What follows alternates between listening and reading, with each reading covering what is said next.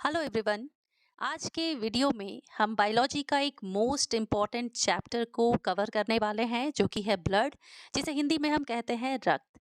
इस वीडियो के अंतर्गत हम देखेंगे कि ब्लड क्या होता है, आरबीसी क्या है, डब्ल्यूबीसी, प्लेटलेट्स एंड होमोग्लोबिन, इन सभी के बारे में हम डिटेल में जानेंगे। इसके साथ ही इस वीडियो में उन सारे सवालों को कवर किया गया है जो कि किसी न किसी प्रीवियस ईयर एग्जाम्स में पूछे गए हैं, जो कि कॉम्प्लिकेटेड नेचर के हैं और जो आपके आने वाले एग्जाम्स के लिए इम्पॉर्टेंट भी हैं। तो यहाँ मैं एक बात बता दूं कि बायोलॉजी का ये ब्लड चैप्टर बहुत ही इम्पॉर्टेंट चैप्टर है, जहाँ से किसी ना किसी एग्जाम्स में सवाल पूछे ही जाते हैं। इसीलिए इस चैप्टर को लास्ट तक देखें। चैप्टर को बहुत ही डिटेल्ड वे में बताया गया है, जिसे देखने के बाद ब्लड चैप्टर पे आपकी समझ बहुत ही बेहतर हो जाएगी। तो आइए हम स्टार्ट करते हैं आज का ये वीडियो। सबसे पहले हम देखते हैं कि रक्त क्या है। तो रक्त या खून एक लिक्विड है, जिसे हिंदी में द्रव्य कहते हैं, जो रक्त वाहिनियों के अंदर पूरे शरीर में लगातार बहते रहता है। गाढ़ा, चिपचिपा और लाल रंग का जीवित ऊतक होता है।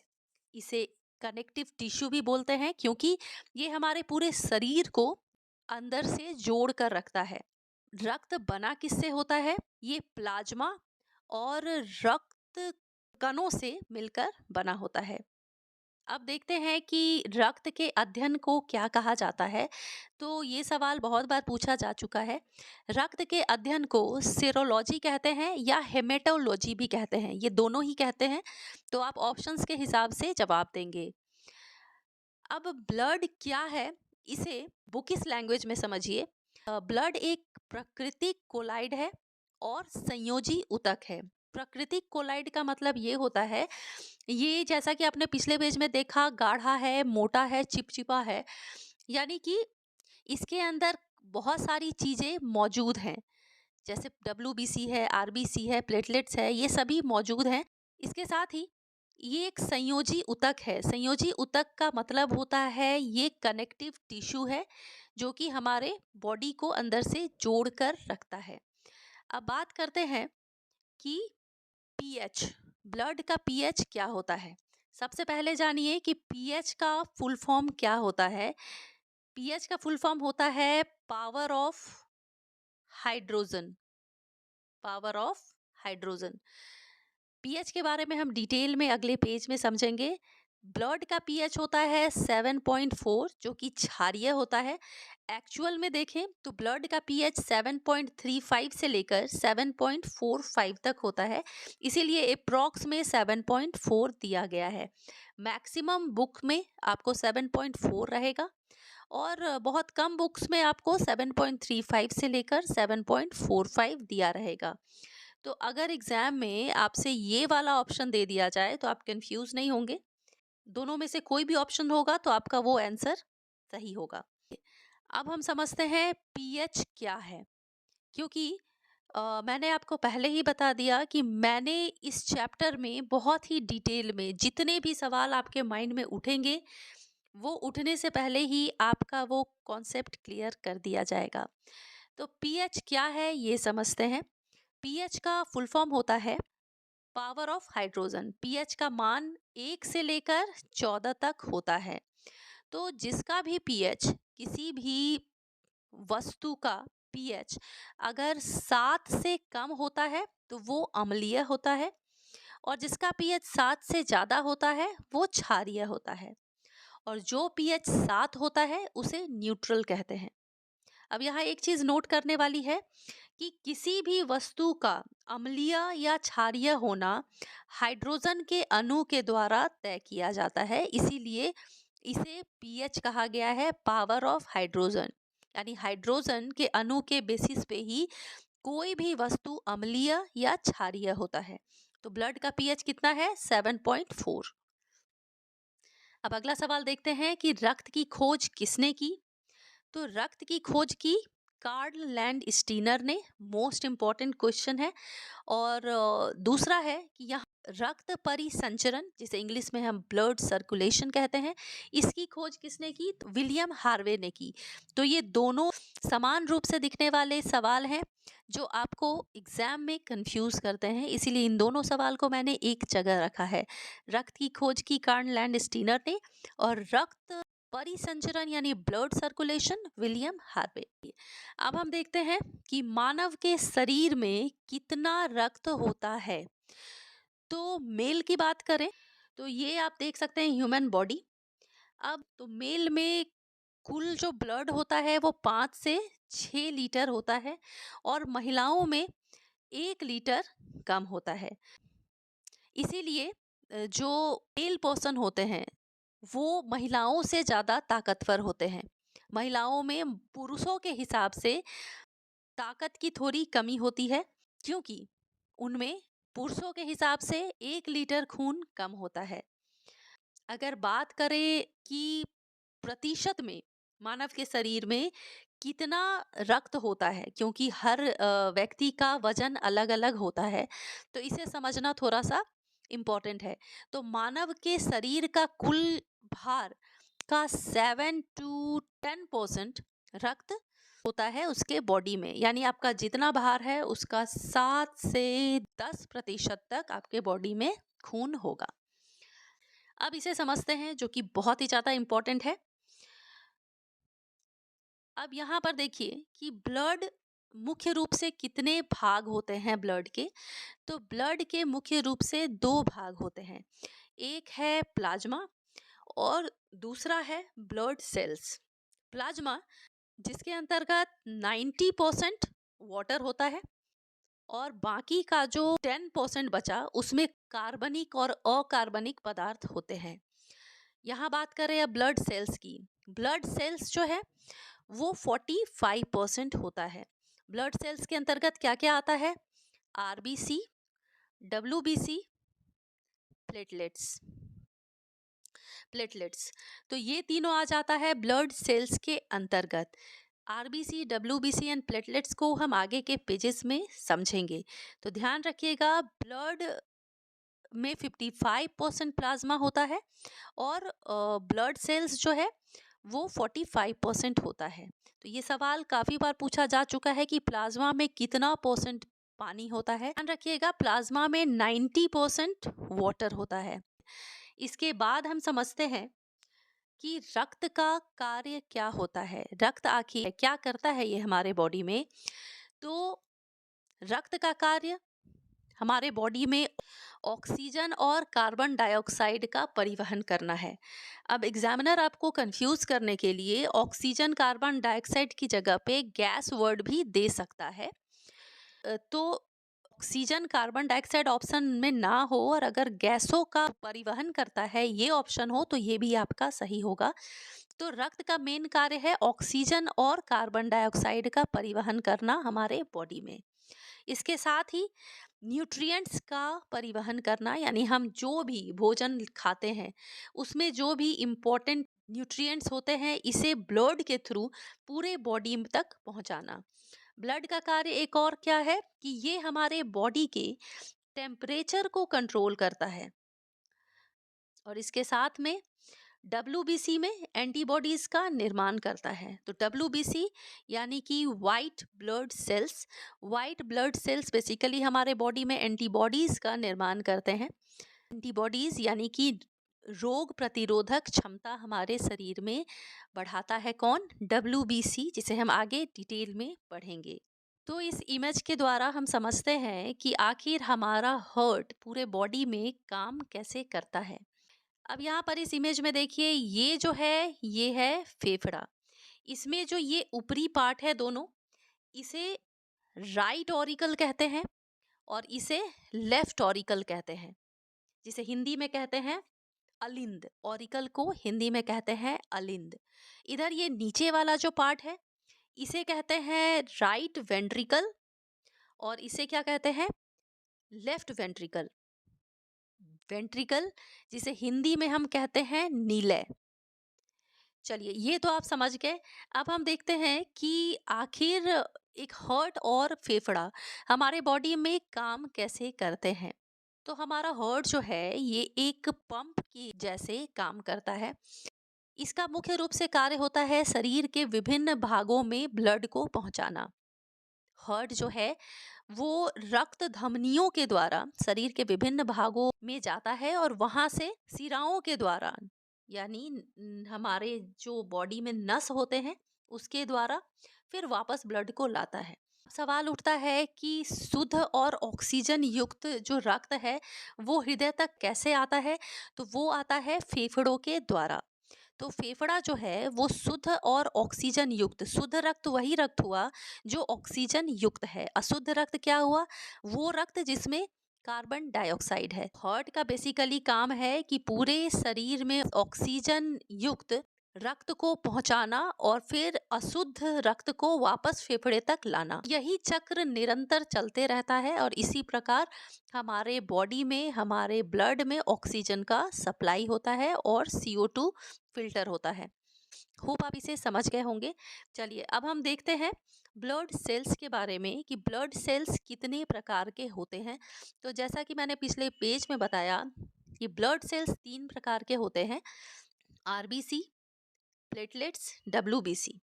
RBC का फुल फॉर्म होता है रेड ब्लड सेल्स, जो कि हमारे बॉडी में कितना परसेंट होता है? 90% होता है, यानी 54 लाख प्रति घन मिलीलीटर। प्लेटलेट्स उससे कम होता है, कितना? तो 1.5 लाख से 5 लाख प्रति घन मिलीलीटर। WBC हमारे बॉडी में सबसे कम होता है, कितना होता है? तो 5,000 से 11,000 प्रति घन मिलीलीटर। अब बात करें कि RBC, WBC और प्लेटलेट्स, इसका निर्माण आखिर हमारे बॉडी में कहाँ होता है? तो RBC, WBC और प्लेटलेट्स का निर्माण हमारे बोन मैरो में होता है। बोन मैरो जिसे अस्थि मज्जा कहते हैं। ये मान लीजिए कि ये है बोन। इस बोन का जो अंदर वाला पार्ट होता है ना, जैसे आप चिकन वगैरह खाते होंगे, मटन खाते होंगे, तो आप देखते होंगे हड्डी के बीच में लाल रंग का कुछ होता है, उसी को बोलते हैं बोन मैरो। वहीं पे ब्लड का, WBC का और प्लेटलेट्स का निर्माण होता है। अब हम डिटेल में ब्लड सेल्स को समझते हैं। इसमें सबसे पहला है RBC। RBC जिसे हम रेड ब्लड सेल्स कहते हैं। इसका साइंटिफिक नाम क्या होता है? बहुत ही ज़्यादा इम्पोर्टेंट है। इसका साइंटिफिक नाम होता है एंथ्रोसाइट।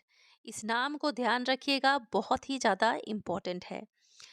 इसका निर्माण कहाँ होता है? अस्थि मज्जा में, यानी कि बोन मैरो में। इसकी मृत्यु कहाँ होती है? यानी RBC नष्ट किस स्थान पर होता है, शरीर के किस स्थान पर? तो यहाँ आप देख सकते हैं ये एक ह्यूमन बॉडी है। ये है हमारा पेट और पेट के नीचे की तरफ ये जो एरिया है ये है स्प्लिन, जिसे हम हिंदी में कहते हैं प्लीहा। यहीं पर RBC की मृत्यु होती है।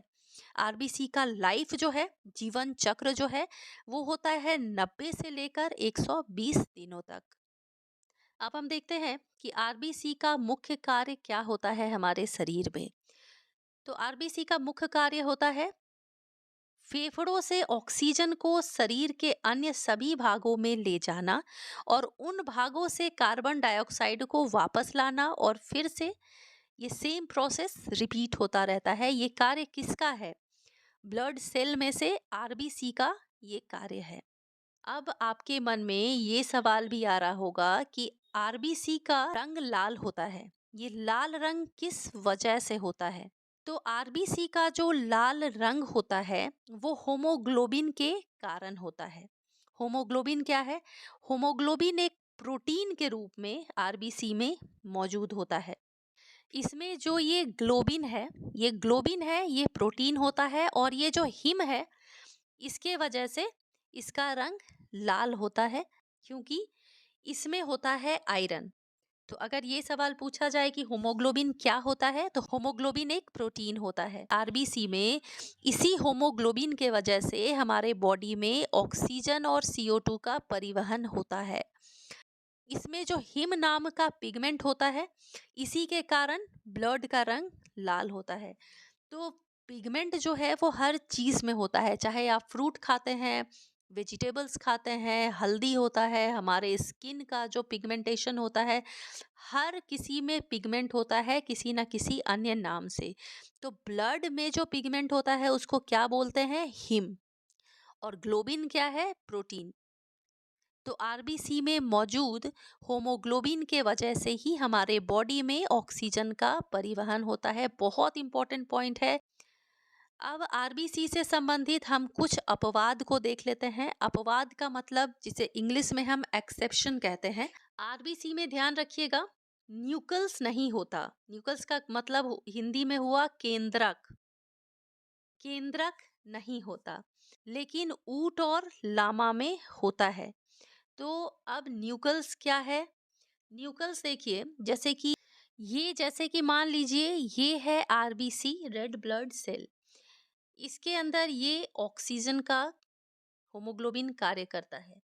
अगर इसके बीच में कोई एक चीज घुस गया, मान लीजिए ये न्यूक्लियस घुस गया, तो इसे ऑक्सीजन को लेने में दिक्कत होगी।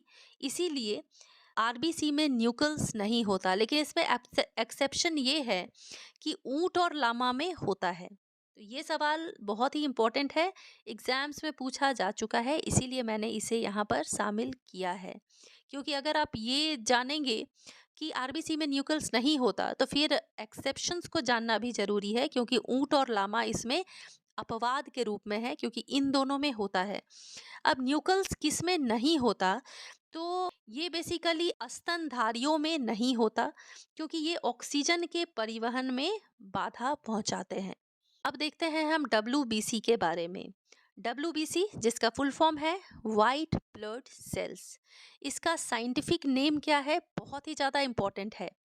ये 67th बीपीएससी एग्जाम हुआ था, इसमें ये सवाल पूछा गया था। और उसी में नहीं, बहुत सारे एग्जाम्स में ये साइंटिफिक नेम से संबंधित सवाल पूछे जाते हैं। तो डब्ल्यूबीसी का साइंटिफिक नेम है ल्यूकोसाइट या फिर लिम्फोसाइट। ऑप्शंस में दोनों में से कोई भी एक हो तो आप उसे टिक लगा सकते हैं। डब्ल्यूबीसी का निर्माण कहाँ होता है? बोन मैरो में। आरबीसी का भी बोन मैरो में। डब्ल्यूबीसी की मृत्यु कहाँ होती है?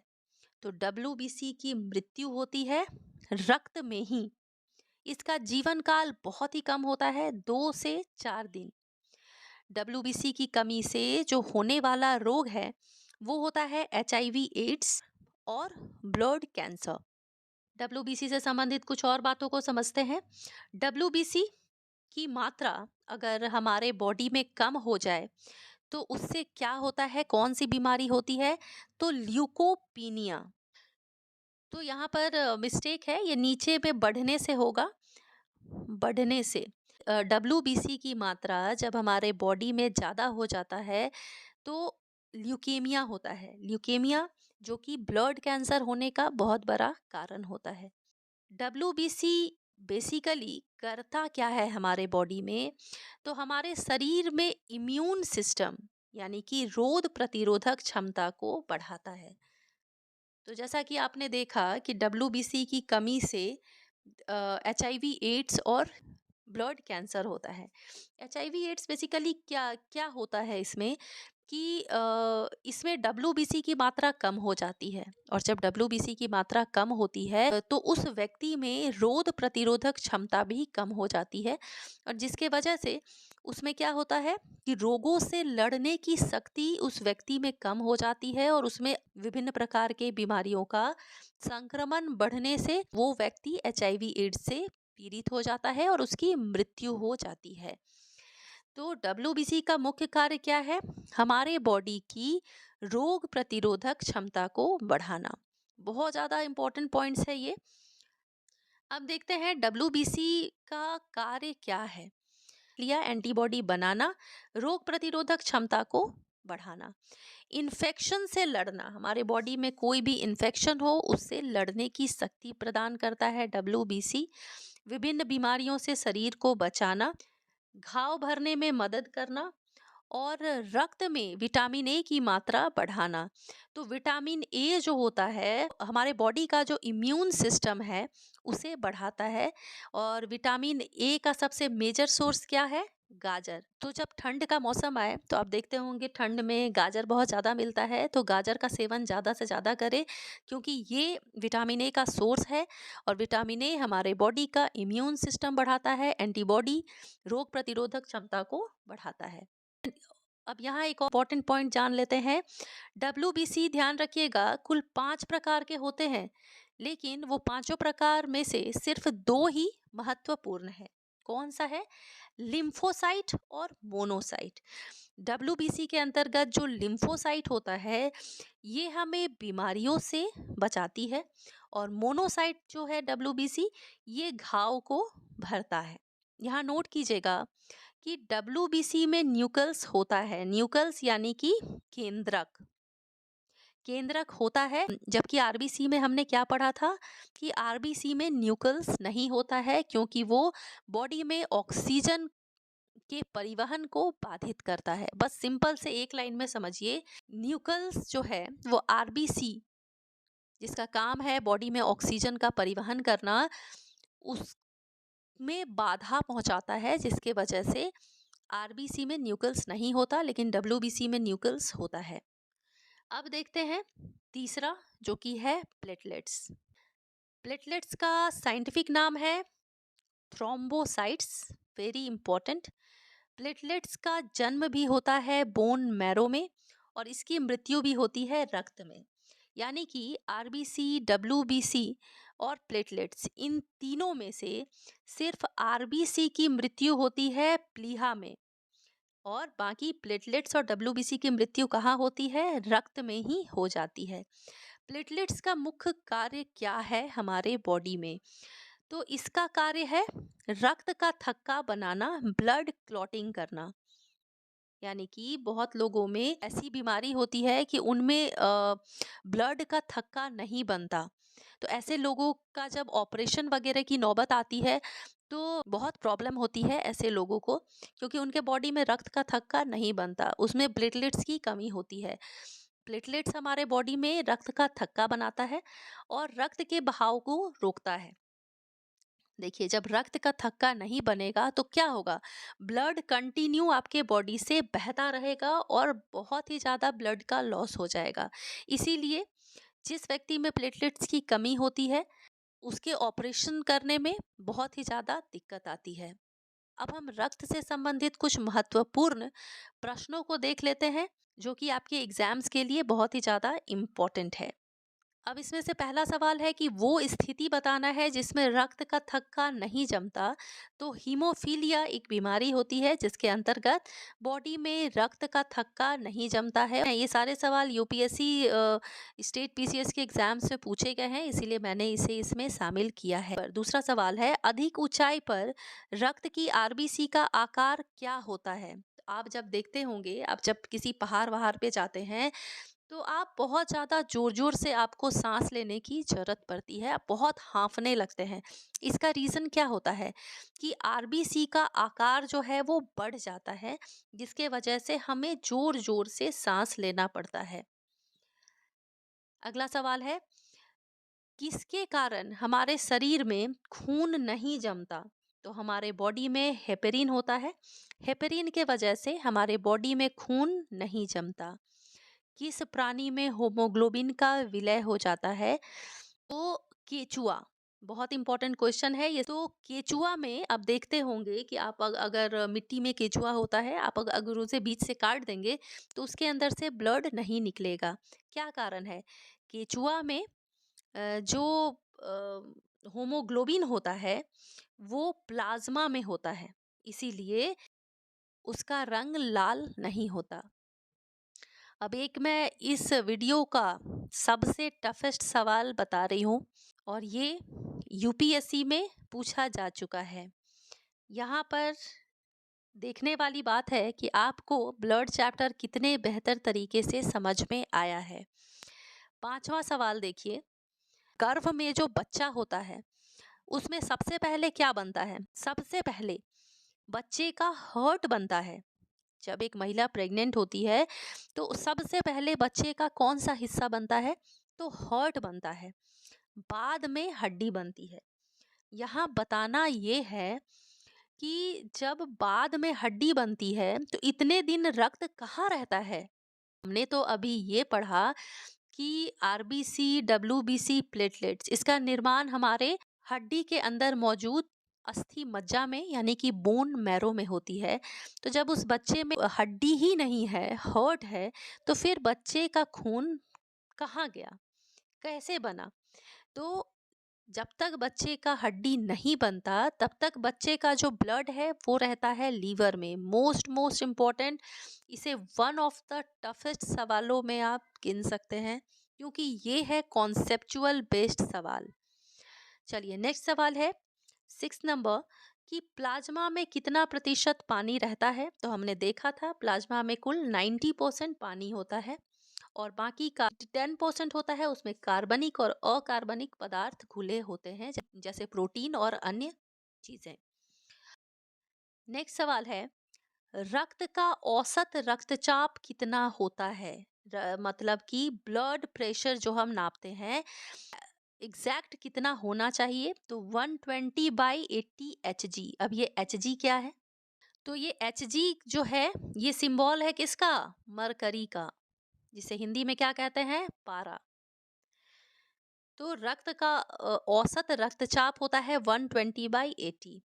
वृद्ध होने पर रक्तचाप क्या होता है? बढ़ जाता है।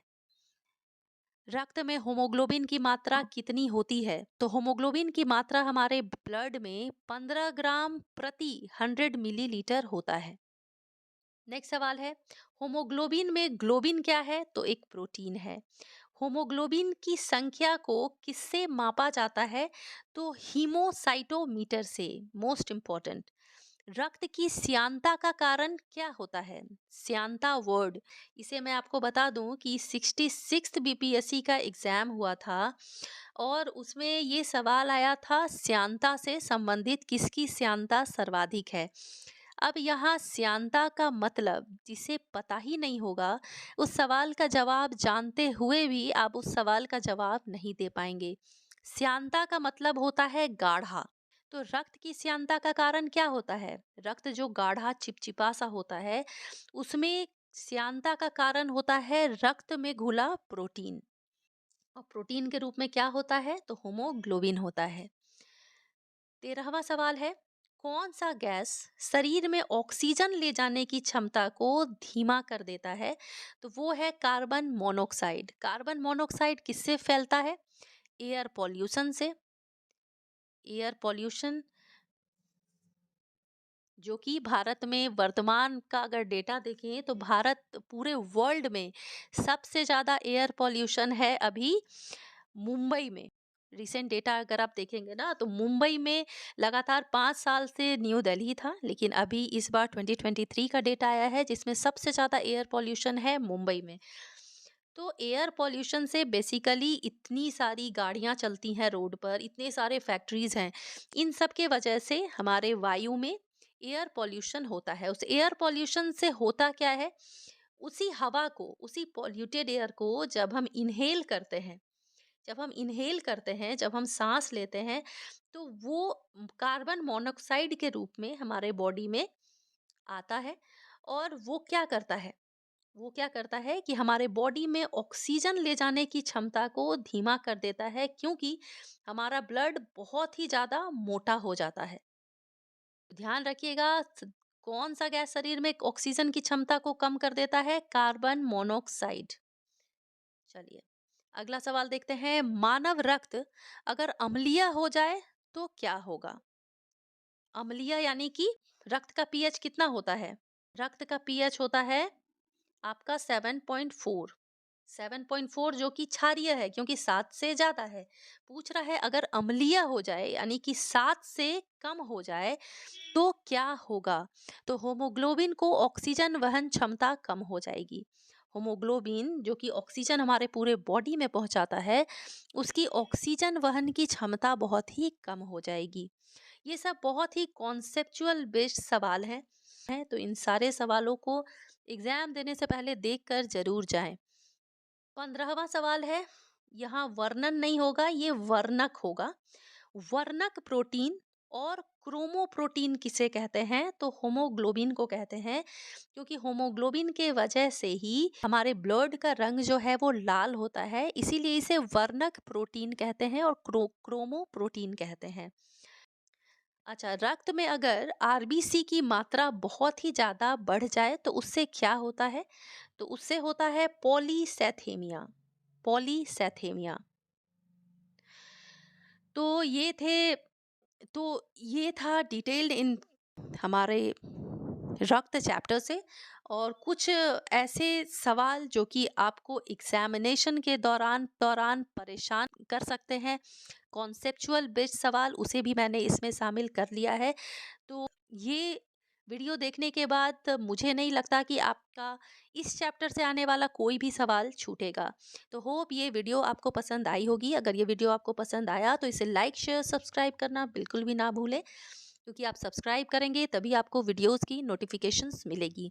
तो मिलती हूँ अपने नेक्स्ट वीडियो में एक और मोस्ट इंपॉर्टेंट टॉपिक के साथ। टिल देन आप मन लगाकर पढ़ाई करते रहें।